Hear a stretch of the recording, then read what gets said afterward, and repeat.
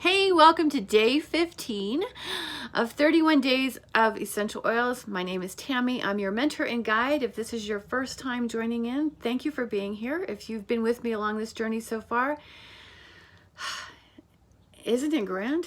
Isn't it amazing what's coming out of all this? I know the videos aren't necessarily the most professional. As you can see, I'm actually in a little cabin right now because I happen to have people over visiting, and I am committed to getting these videos done. But it is really, and again, like I said, I know they're not the most professional. They offer a little bit of here and there. And I'm really having a lot of fun actually doing the follow-up blogs because they get into more of the more specific genetic discussion and how these oils are actually influencing the body on a multitude of levels. Now, that said, I want to emphasize the fact that although we want, like in this case today, I'm talking about myrrh, and I want to say that it's safe for all ages, all health conditions, whether you're taking medications or not. That doesn't necessarily make it so. And we'll explore more of that in the blog. In the meantime, though, I want to point out that in the case of myrrh, it's not recognized by the National Association of Holistic Aromatherapy as an oil to be concerned with, although I do issue caution around pregnant and nursing women, simply because it's one that's been talked about. They're concerned about toxicity in the fetus and the baby, and while they're still working at levels as to why this may be, I do encourage erring on the side of caution because better safe than sorry, right? And just because they're natural doesn't make them safe. I've been saying this for a couple of videos now. But I really mean that. And then the thing about the oils is like they're beautiful gifts to us, and it's always wise to use them selectively, and it's wise to change it up.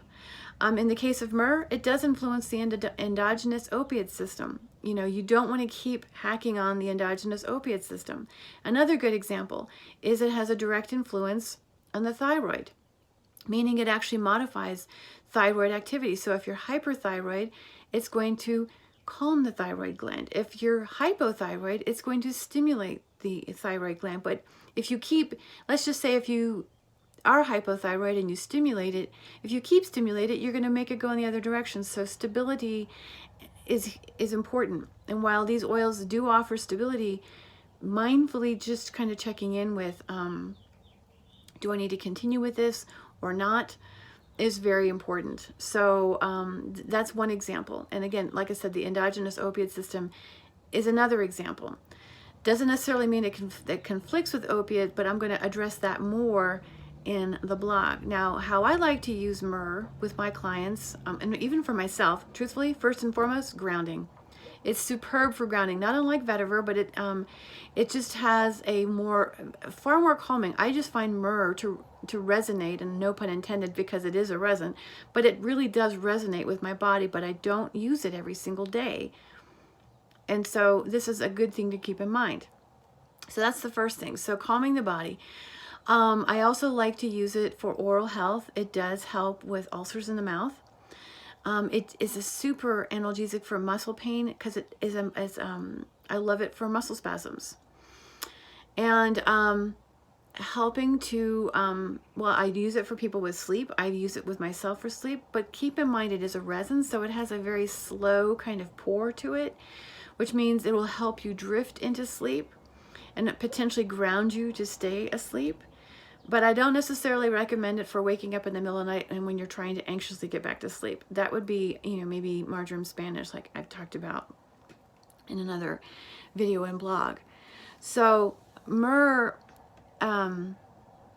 it's just superb. I also like it for respiratory issues. Again, because it's calming and relaxing, it helps to relax the chest muscles. It is another really good anti-inflammatory, so it will help break up the phlegm in the chest.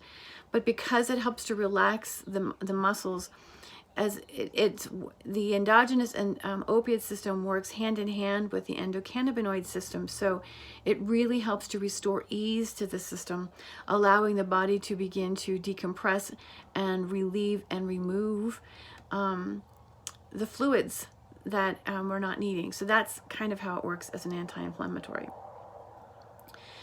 I can't think of anything else at this point other than to say that I really appreciate you being on this journey. And if you have any questions about these oils, whether the one I'm specifically talking about today or another one that you'd like to hear about, please let me know. Because I'm all about helping us to understand how to use the oils in a more effective way.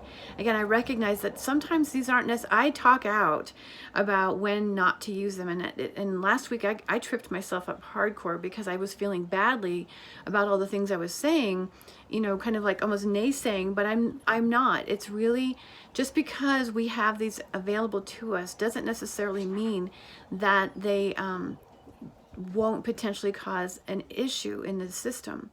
And so learning how to maybe gather the oils that make sense for us and then intermittently use various ones, and then keeping a couple on hand in the event that an acute issue does arise. So in the case of myrrh, like I said, it's really a nice anti-inflammatory. Another great way to use it is if you sprain or strain a muscle and an immediate injury, and applying it directly to I would use a carrier. You could actually use aloe because it'll carry it, help hasten the uptake of myrrh. Myrrh does not, as far as I have been able to distinguish, irritate the skin, but that doesn't necessarily mean it won't irritate yours. So testing for skin sensitivity, number one, and number two, using a carrier. It's not going to dilute it where the body won't get full benefit. It'll just protect the skin tissue from a histamine reaction, because keep in mind it is working on the immune system. So a little bit of carrier oil, if you want to hasten that, aloe vera gel will actually increase the rate of uptake into the skin tissue. So that might be something to consider there. Okay, so I will leave you with that. I hope you're doing well today. Thank you very much for being on this journey with me. Please know how much I appreciate you as you take part in this evolution for myself, because this is a growing spurt for me too, because it's challenging the way I think, and it's challenging my ability to express myself, even though I might be saying something that the rest of the world isn't talking about. There's a great deal of respect that I have for the oils, and more importantly, I want you to get the best results. And the best way to get the results, number one, is to understand them, and number two, know how and why we want to change them out. All right, you guys take care. Thanks for being here, and I will chat with you tomorrow, day 16.